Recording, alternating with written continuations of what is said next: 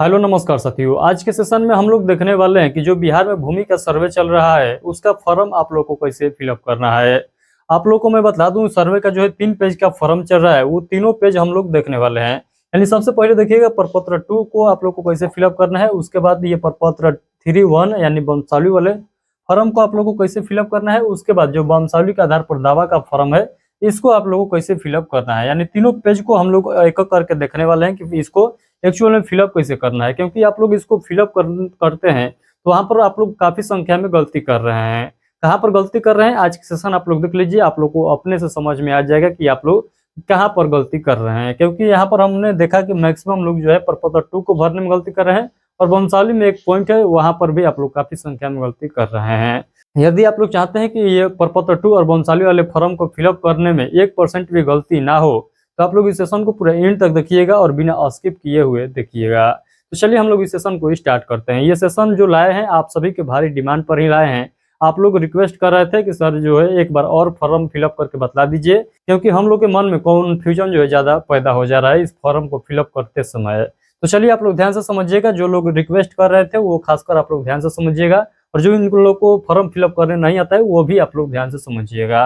तो सबसे पहले हम लोग क्या भरेंगे, सबसे पहले हम लोग यहाँ पर प्रपत्र 2 लिए हुए हैं, तो प्रपत्र 2 को हम लोग फिलअप करेंगे। तो सबसे पहले ये देखिएगा प्रपत्र 2 का फॉर्म है। मैं थोड़ा सा इसको जूम कर देता हूँ ताकि जो है आप लोग को पूरा स्पष्ट तरीके से दिखाई देगा। तो यहाँ पर देखिएगा, मैं यहाँ पर थोड़ा सा जूम कर दिया हूँ। तो यहाँ पर देखिएगा आप लोग को दिखाई देगा, यहाँ पर लिखा हुआ है, ये तो प्रपत्र 2 है, ये तो सभी लोग को जानकारी होगा। प्रपत्र 2 है तो सबसे पहले आप लोगों को क्या भरना होगा, यहाँ पर राजस्व ग्राम पूछा गया है। यानी यहाँ पर आप लोगों को मौजा का नाम दर्ज करना है। यानी जिस मौजा में आपका जमीन है, जिसके लिए आप ये फॉर्म को फिलअप कर रहे हैं, उसका नाम सबसे पहले दर्ज करना है। यानी उसका मौजा का नाम यहाँ पर लिख देना है, मौजा का नाम। उसके बाद थाना का नाम यहाँ पर लिखना होगा। तो कहिएगा थाना नंबर, थाना नंबर यहाँ पर लिखना है, नाम नहीं, सॉरी। तो थाना नंबर आप लोग कहाँ से लिखिएगा, कहाँ से आप लोग को पता चलेगा, तो आप लोग के पास एक रसीद होगा, यानी जमीन का जो रसीद है उस रसीद पर देखिएगा, तो वहाँ पर थाना नंबर दर्ज किया हुआ है। अदरवाइज थाना नंबर आप लोग को नहीं मिलता है तो कोई दिक्कत वाली बात नहीं है, इसको छोड़ दीजिएगा, कोई आप लोग को परेशानी आने वाला नहीं है। भरसक प्रयास करिएगा कि आप लोग जो है अपने केवाला पर से या जो रसीद है उस पर आप लोग को उसको दिखाई देगा, तो उसको आप लोग जरूर फिलअप कर दीजिएगा। उसके बाद यहाँ पर पूछा गया हल्का के नंबर या नाम, तो हल्का का नंबर भी दर्ज करना है या नाम भी यहाँ पर लिखना होगा। तो हल्का का नंबर आप लोग को नहीं पता चलेगा, ये कर्मचारी बतलाते हैं, तो कर्मचारी से पूछिएगा तो बतला देंगे। अदरवाइज हल्का के नाम भी यहाँ पर दर्ज कर सकते हैं। हल्का का नाम वही हो जाएगा जो पंचायत है, यानी जिस पंचायत के अंतर्गत आप लोग का जमीन है उस पंचायत का नाम वहाँ पर दर्ज कर देना है। उसके बाद यहाँ पर पुलिस थाना वही लिखिएगा जो जिस पुलिस थाना के अंतर्गत आप लोग का जमीन है, जिसके लिए आप लोग फॉर्म फिलअप कर रहे हैं। उसके बाद अंचल भी वही बतलाना है जो जमीन वाला है। उसके बाद यहाँ पर समझिएगा, यहाँ पर जो है काफी संख्या में लोग गलती कर रहे हैं, रैयत का नाम जो है दर्ज सही से नहीं कर पा रहे हैं। क्या गलती कर रहे हैं आप लोग ध्यान से समझिएगा। मान लीजिए 4 भाई हैं, तो आप लोगों को कैसे यहाँ पर लिखना होगा, तो 4 भाई हैं तो आप लोग को सबसे पहले 1 नंबर दे देना है। और यहाँ पर मान लीजिए एक भाई का नाम राम है, तो राम सिंह मैंने यहाँ पर लिख दिया एग्जाम्पल के समझाने के लिए, एग्जाम्पल के माध्यम से मैं यहाँ पर आप लोग को समझा रहा हूँ। तो सबसे पहले पहला भाई का नाम मैंने राम सिंह लिख दिया। उसी प्रकार आप लोग को मान लीजिए 2 भाई हैं, तो दूसरा भाई का नाम यहाँ पर यानी सीरियल नंबर देकर दूसरा भाई का नाम यहाँ पर लिख दीजिएगा। मान लीजिए आप लोग 3 भाई हैं, तो 3 भाई का नाम यहाँ पर आप लोग लिख दीजिएगा। इसी प्रकार आप लोग जितने भाई हैं उतने भाई का नाम दर्ज कर देंगे। उसके बाद यहाँ पर अपना पिताजी के नाम बतला दीजिएगा। तो पिताजी के नाम सबसे लास्ट में आप लोग को क्या करना है, लिख देना है। तो 3 भाई हैं, तीनों भाई के पिताजी सेम है, आप सभी लोग जानते हैं, तो एक बार में ही लिख दीजिएगा। ये नहीं कि आप लोग यहाँ पर नाम लिखिएगा और फिर नीचे में पिताजी के नाम, फिर दूसरा भाई का नाम लिखिएगा फिर नीचे में पिताजी का नाम, ऐसे नहीं करना है। आप लोग एक सीक्वेंस में सभी भाई का नाम लिख दीजिए और उसके नीचे पिताजी का नाम लिख दीजिएगा। तो इस प्रकार से आप लोग को लिखना है। यदि आप लोग 4 भाई है, 5 भाई है, या 2 भाई है, या 3 भाई है, तो इस प्रकार से आप लोग को लिखना होगा। अदरवाइज आप लोग के नाम पर स्वयं जमीन है तब आप लोग को फॉर्म कैसे फिलअप करना है, आप लोग ध्यान से समझिएगा। तो जिनके खुद के नाम पर जमीन है और उनका सर्वे कराना होगा, तब वो कैसे व्यक्ति फॉर्म को फिलअप करेंगे। तो उन लोग के लिए क्या करना है, जिनके नाम पर जमीन है वो स्वयं का जो है नाम यहाँ पर दर्ज कर देंगे। तो जिनके नाम पर जमीन है वो अपना नाम लिख देंगे, जिनके नाम पर जमीन है वो अपना नाम लिख देंगे। नीचे में अपने पिताजी के नाम लिख दीजिएगा। मान लीजिए महिला के नाम पर जमीन है तो महिला का नाम लिख दीजिएगा, नीचे में पति का नाम लिख दीजिएगा। तो इस प्रकार से आप लोग को लिख लेना है, कोई दिक्कत वाली बात नहीं है। आप लोग जितना कंफ्यूजन हो रहे हैं उतना आप लोग को होना नहीं है। अब आइए अस्थाई पता में, तो अस्थाई पता यानी परमानेंट एड्रेस आप लोग को यहाँ पर बतलाना होगा, जहाँ पर वर्तमान में आप लोग रह रहे हैं, जो आपका परमानेंट एड्रेस है उसी को आप लोग यहाँ पर फिलअप करिएगा। उसके बाद यहाँ पर खाता नंबर यानी अकाउंट नंबर आप लोग को दर्ज करना होगा। ये खाता नंबर, खेसरा नंबर आप सभी को रसीद से मिल जाएगा, केवाला से मिल जाएगा, खतियान से मिल जाएगा, तो आप लोग वहां से देख लीजिएगा, तो उसके अकॉर्डिंग यहाँ पर आप लोग दर्ज कर दीजिएगा। आप लोग को मैं बता दूं, इस फॉर्म को आप लोग को सही तरीके से कैसे फिलअप करना है। मान लीजिए आपके एक मौजा में एक जमीन है या एक मौजा में एक से अधिक जमीन है, तो उसके लिए आप लोग एक फॉर्म भर सकते हैं। अदरवाइज अलग अलग मौजा में आपका अलग अलग जमीन है, तो उसके लिए आप लोग को अलग अलग भी फार्म भरना होगा। यानी एक मौजा के लिए एक फॉर्म आप लोग भर सकते हैं, और अलग अलग मौजा के लिए अलग अलग आप लोग को फॉर्म भरना होगा। ये आप लोग बात ध्यान से समझ जाइएगा। नहीं तो क्या कर रहे हैं लोग, यहाँ पर जो है अलग मौजा का खाता लिख दे रहे हैं, यहाँ पर अलग मौजा के खाता और यहाँ पर अलग मौजा के खाता। तो उस प्रकार से आप लोग को नहीं करना है, नहीं तो यहाँ पर गड़बड़ा जाएगा। यानी मौजा का नाम यहाँ पर एक सिंगल ही लिखना है, तो ये बात आप लोग को ध्यान रखना है हर हाल में। और जब इसका ऑफिशियल वेबसाइट पर जाइएगा तो वहाँ पर भी मौजा एक ही सेलेक्ट होगा, अलग अलग सेलेक्ट नहीं होगा। इसीलिए एक मौजा के लिए एक फॉर्म आप लोग को फिलअप करना है, ये बात ध्यान से समझिएगा। तो सब कोई नहीं बतलाता है ये बात को। उसके बाद यहाँ पर खेसरा नंबर, यानी एक खाता में अलग अलग खेसरा हो सकता है, यानी एक से अधिक खेसरा हो सकता है, यानी एक से अधिक प्लॉट हो सकता है। तो मान लीजिए एक खाता है, 2 नंबर का खाता है, और इसका 2 नंबर खाता में 4 प्लॉट है, तो चारों प्लॉट का नाम जो है अलग अलग आप लोग लिख दीजिएगा। तो देखिए, और हाँ एक बात और ध्यान से समझिएगा। मान लीजिए 4 प्लॉट आप लोग लिखे हैं, एक प्लॉट एक प्लॉट ये, दो दूसरा ये, तीसरा ये और चौथा ये प्लॉट आप लोग दे दिए हैं। तो सभी प्लॉट का अलग अलग आप लोग को क्या करना है, रकबा बतलाना है।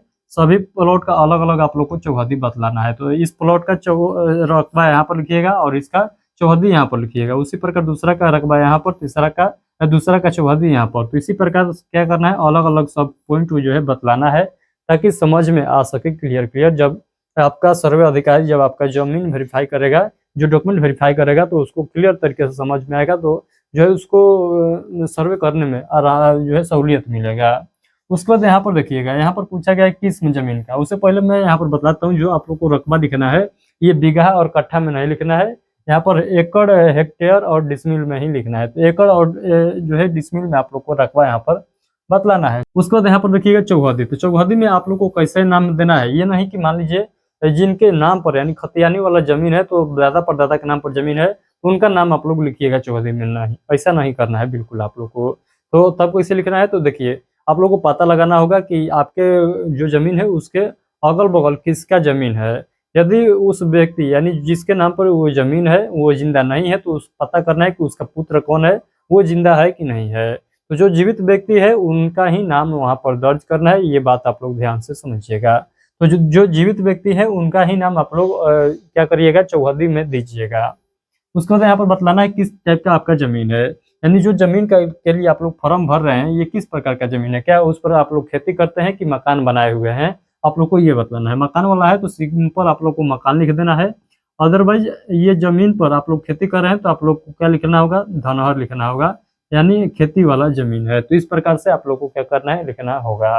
तो धनहर आप लोग लिख दीजिएगा, धनहर लिख दीजिएगा यदि आप लोग खेती कर रहे हैं तो। अदरवाइज मकान वाला जमीन है तो मकान आप लोग को सिंपली लिख देना है।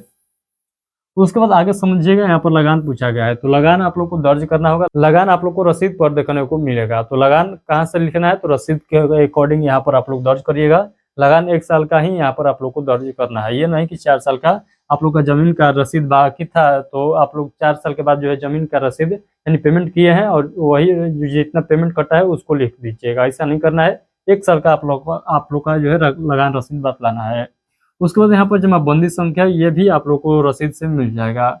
उसके बाद यहाँ पर पूछा गया भूमि पर दावा का आधार, यानी ये जो जमीन है जिसके लिए आप लोग फॉर्म भर रहे हैं, वो एक्चुअल में आपके पास जमीन पहुंचा कैसे। क्या आपके दादा परदादा के नाम पर था, वंशानुगत आपको मिला है, या ये जमीन जो है आपके द्वारा स्वयं से खरीदा हुआ जमीन है, ये आप लोगों से पूछा जा रहा है। क्या ये जमीन जो है अनुदान वाला जमीन है, तो ये सभी पॉइंट आप लोग को बतलाना होगा। तो ये जो जमीन है जिसके लिए आप लोग फॉर्म भर रहे हैं, ये किस टाइप का जमीन है। यदि खरीदा हुआ जमीन है तो सिंपली आप लोग को क्रय लिख देना है।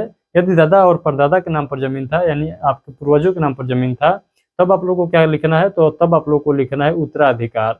यानी उत्तराधिकार यानी हमारे पूर्वजों के नाम पर जमीन था, उनके जो है हम वारिस हैं, इसीलिए इसके माध्यम से हमको ये जमीन मिला है। तो इस प्रकार से आप लोग को उत्तराधिकार बतला देना है। अदरवाइज ये जो है अनुदान वाला जमीन है तो अनुदान लिख सकते हैं, या किसी और प्रकार से मिला होगा तो अन्य भी यहाँ पर लिख सकते हैं, कोई दिक्कत वाली बात नहीं है। यहाँ पर अभियुक्ति है, कुछ इसमें आप लोगों को फॉल्ट लग रहा है। मान लीजिए आपके खाता में, मान लीजिए आपके जमीन में, मान लीजिए आपके जो खतियान है या केवाला है उस पर कुछ और खाता है या प्लॉट लिखा हुआ है, और रसीद पर कुछ और खाता और प्लॉट लिखा हुआ है, तब आप लोगों को अभियुक्ति में बतलाना है कि ये जो है हमारे डॉक्यूमेंट में फॉल्ट है। तो यहाँ पर शिकायत आप लोग कर सकते हैं, सिंपल भाषा में ये समझिएगा। तो आई होप कि इतना पॉइंट आप लोग को समझ में आ चुका है। चलिए मैं आप लोग को नीचे बताता हूँ कि नीचे में आप लोग को जो है क्या क्या बात को फिलअप करना होगा। तो चलिए मैं इसको मिटा देता हूँ, तब जो है हम लोग नीचे वाले पॉइंट को समझेंगे। तो आई होप कि ये सभी पॉइंट आप लोग को समझ में आ चुका है कि क्या क्या यहाँ पर दर्ज करना है। यदि आप लोग चाहते हैं कि बिहार भूमि से संबंधित कोई भी अपडेट आता है और उसका जानकारी समय समय पर आप तक पहुंचता रहे, तो आप लोग इस चैनल को भी सब्सक्राइब सभी लोग जरूर कर लीजिएगा। तो चलिए ये जो प्रपत्र 2 है इसका निचला हिस्सा में देखिएगा, यहाँ पर भी आप लोग को दर्ज करना है। यहाँ पर सबसे पहले आप लोग को लिखना होगा स्थान। तो अपना स्थान यानी अपना ग्राम का नाम यहाँ पर लिख दीजिएगा। उसके बाद यहाँ पर तिथि बतला दीजिएगा। तो तिथि यहाँ पर दर्ज कर दीजिएगा। जब आप लोग फॉर्म को अपलोड करिएगा, जब आप लोग फॉर्म को कार्यालय में ले जाकर जमा करिएगा, उस तारीख को आप लोग को दर्ज कर देना है। अदरवाइज बहुत पहले आप लोग को यहाँ पर नहीं लिखना है। अब आप लोग को ये लगे कि नहीं आज हम फॉर्म को जमा कर देंगे या इसके ऑफिशियल वेबसाइट पर अपलोड कर देंगे, तब जो है आप लोग यहाँ पर डेट मेंशन करिएगा। अदरवाइज इसको इसी प्रकार से छोड़ दीजिएगा। यहाँ पर मोबाइल नंबर दर्ज करना है। आप लोग प्रयास करिएगा कि मोबाइल जो नंबर दर्ज कर रहे हैं एक से अधिक दर्ज करने का प्रयास करिएगा, क्योंकि एक नंबर पर कॉल नहीं आएगा तो दूसरा नंबर पर कॉल जो है आ सके। तो इस प्रकार से आप लोगों को एक से अधिक यहाँ पर मोबाइल नंबर दे देना है। उसके बाद यहाँ पर आधार नंबर पूछ रहा है। मान लीजिए आप लोग 4 व्यक्ति हैं, तो चारों व्यक्ति के क्या करना है, अलग अलग आधार नंबर जो है लिख देना है। तो यहाँ पर सभी व्यक्ति का जो है, सभी भाई का अलग अलग आधार नंबर लिख देना है, और यहाँ पर मेंशन कर दीजिएगा कि ये किसका आधार नंबर लिखा है, ये जो है किसका आधार नंबर लिखा है, और ये जो है किसका आधार नंबर लिखा है। यानी यहाँ पर पोस्ट में घेर कर छोटा में आप लोग दर्शा दीजिएगा कि ये फलाना का आधार नंबर है। इस प्रकार से आप लोग को लिख देना है, और अंत में आप लोग यहाँ पर सिग्नेचर कर दीजिएगा। यानी जो रैयत है उनसे सिग्नेचर करवा लीजिएगा। 4 गो रैयत है, 4 से सिग्नेचर करा लीजिएगा। 4 गो रैयत है, उसमें से 2 रैयत जो है कहीं रहते हैं, कमाते हैं, वो साइन नहीं कर सकते हैं, तो कोई दिक्कत वाली बात नहीं है। 2 भी कर देगा तो कोई दिक्कत वाली बात नहीं है। ये बात आप लोग समझिएगा। तो आई होप कि आप लोग को समझ में आ गया कि प्रपत्र 2 आप लोग को कैसे फिलअप करना है। अब आइए हम लोग समझते हैं कि जो वंशावली वाला फॉर्म है, जिनके जमीन पूर्वजों के नाम पर है उनके लिए ये केवल है। तो जिनके पूर्वजों के नाम पर जमीन है तो उनको ये फॉर्म भरना होगा। अदरवाइज जिनके नाम पर खुद जमीन है उनके लिए केवल प्रपत्र 2 ही भरना है। उसके बाद आगे ये दोनों फॉर्म में से कोई नहीं भरना है आप लोग को। तो जिनके स्वयं के नाम पर जमीन है, किसी जो है पूर्वजों के नाम पर जमीन नहीं है, तो उस कंडीशन में आप लोगों को केवल प्रपत्र 1 भरना है। अदरवाइज पूर्वजों के नाम पर जमीन है तब आप लोग को ये फॉर्म भी भरना होगा। ये फॉर्म वंशावली वाला फॉर्म है, आप लोग को मुखिया या सरपंच के द्वारा बनाया हुआ वंशावली यहाँ पर नहीं देना है। अदरवाइज पहले से बनवाए हैं तो दे सकते हैं, कोई दिक्कत वाली बात नहीं है। इसको कैसे फिलअप करना है आप लोग ध्यान से समझिएगा। तो यहाँ पर मैं आप लोग को बता दूं, यहाँ पर वंशावली वाले फॉर्म देख लेते हैं। ये है वंशावली वाला फॉर्म। इसको मैं थोड़ा सा जो है जूम कर लेता हूँ ताकि आप लोग को क्लियर तरीके से समझ में आएगा। तो चलिए मैं इसको जूम कर लेता हूँ।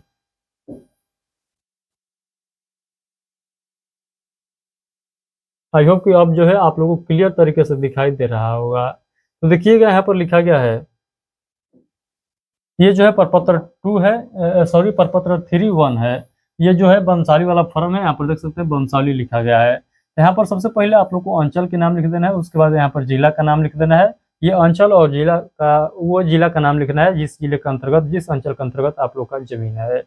उसके बाद यहाँ पर जिनके नाम पर जो है जमीन कराना है उनका नाम लिख दीजिएगा। यानी मान लीजिए 4 भाई है तो 4 भाई का यहाँ पर नाम लिख दीजिएगा, और यहाँ पर पिताजी का नाम लिख दीजिएगा। उसके बाद आप लोग को बतलाना होगा कि आप लोग कहाँ के निवासी हैं, किस मोहल्ला टोला में रहते हैं, आपका पोस्ट क्या है, आपका पुलिस थाना क्या है, आपका अंचल क्या है, किस जिले में रहते हैं, कौन से जाति से आप लोग बिलोंग करते हैं, वहाँ पर अपना जो है जाति भी बतलाना है। उसके बाद आपका पिताजी का क्या नाम है, वो कहाँ के निवासी थे, और जो है जमीन के लिए, जो जमीन के लिए आप लोग फॉर्म भर रहे हैं वो किस मुआवजे के अंतर्गत आता है, यानी राजस्व वगैरह आप लोग को बतलाना है। उसके बाद यहाँ पर अंचल बतलाना है, फिर से जमाबंदी संख्या बतलाना है। उसके बाद यहाँ पर छोड़ दीजिएगा, यहाँ पर कुछ नहीं आप लोग को फिलअप करना है। उसके बाद यहाँ पर खाता संख्या आप लोग को दर्ज करना होगा, यहाँ पर खेसरा संख्या यानी प्लॉट नंबर, और यहाँ पर रकबा आप लोग को बतलाना होगा, और यहाँ पर देखिएगा लगान आप लोग को लिखना होगा। तो इतना आप लोग को जो है पूरा सही तरीके से फिलअप कर लेना है। यहाँ पर देखिएगा मैं एक पॉइंट छोड़ दिया हूँ जो कि आप लोग के लिए बहुत ही महत्वपूर्ण है। यहाँ पर कहा गया है जमाबंदी पंजी में, तो आप लोग को देखना होगा कि जमाबंदी पंजी में किसके नाम पर जमीन है। ये जो फर्म है ये तो पूर्वजों के लिए भरा रहा है, आप सभी लोग जान रहे हैं वंशावली जो है पूर्वजों के नाम पर जमीन है, अपने नाम पर कराना है, इसीलिए इस फर्म को भरा जा रहा है। तो आप लोग को ध्यान से ये पता लगाना होगा कि जो जमाबंदी है उसमें किसके नाम पर जमीन है, तो आप लोग को ये पता लगाना होगा और उनका नाम यहाँ पर लिखना होगा। तो यहाँ पर जो लिखना है ये देखना है कि किसके नाम पर जमीन है, उसका नाम यहाँ पर लिखना है और उनके पिताजी के नाम यहाँ पर लिखना होगा। तो ये बात आप लोग ध्यान से समझिएगा। तो आई होप कि सभी पॉइंट आप लोग को एक एक करके क्लियर तरीके से समझ में आ चुका है। अभी भी आप लोग के मन में कुछ डाउट रह जाता है तो आप लोग हमसे पूछ सकते हैं इस वीडियो के कमेंट के माध्यम से, मैं आप लोग को रिप्लाई जरूर दूंगा। तो चलिए मैं इसके नीचे यानी थोड़ा बहुत और पॉइंट है बतलाने लग जहाँ सिग्नेचर करना है, अदरवाइज ये भी फॉर्म आप लोग को फिलअप करने आ गया होगा। एक पॉइंट जो है आप लोग को पूरा बेहतरीन तरीके से समझ में आ चुका है। तो चलिए मैं आगे के पॉइंट को आप लोग को बतलाता हूँ। उससे पहले यहाँ पर देखिएगा, उससे पहले आप लोगों को क्या करना है, यहाँ पर आप लोग सिग्नेचर करा लीजिएगा। तो सिग्नेचर जो है 4 भाई है तो 4 भाई से 3 भाई हैं तो 3 भाई से अकेले हैं तो अकेले आप लोग को सिग्नेचर कर देना है, कोई दिक्कत वाली बात नहीं है। अब आइए हम चलते हैं इसके बाद जो है दावा वाला जो फॉर्म है, जो जो लोग वंशावली वाला फॉर्म भरेंगे यानी प्रपत्र 3 भरेंगे वो लोग को ये फॉर्म भी भरना होगा।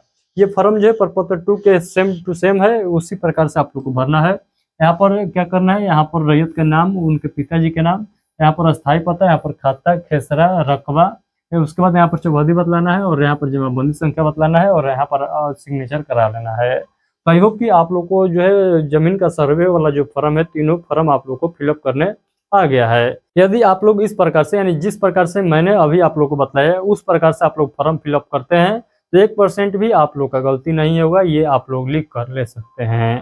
तो आई होप कि सभी पॉइंट आप लोगों को क्लियर जो है समझ में आ चुका है। अभी भी समझ में नहीं आया तो आप लोग वीडियो को पीछे करके देख सकते हैं एक बार, आई होप कि आप लोग को समझ में आ जाएगा। तो चलिए आज के लिए इतना ही रखते हैं। आज का सेशन आप लोग के लिए कैसा रहा एक प्यारा सा कमेंट करके जरूर बताइएगा, क्योंकि आप लोग के लिए मैंने इतना मेहनत किया हूँ तो एक प्यारा सा कमेंट करके आप लोग जरूर बताइएगा। चलिए अभी के लिए इतना ही, मिलते हैं आगे के सेशन में। और हाँ, आप लोग के क्या समस्या है आप लोग इस वीडियो के कमेंट बॉक्स में बताइएगा, हो सकता है मैं आपके समस्या को क्लियर कर दूंगा वीडियो के माध्यम से। तो अपना समस्या भी इस वीडियो के कमेंट बॉक्स में आप लोग बतला सकते हैं। चलिए बहुत बहुत धन्यवाद, मिलते हैं आगे के सेशन में। चलिए बहुत बहुत धन्यवाद।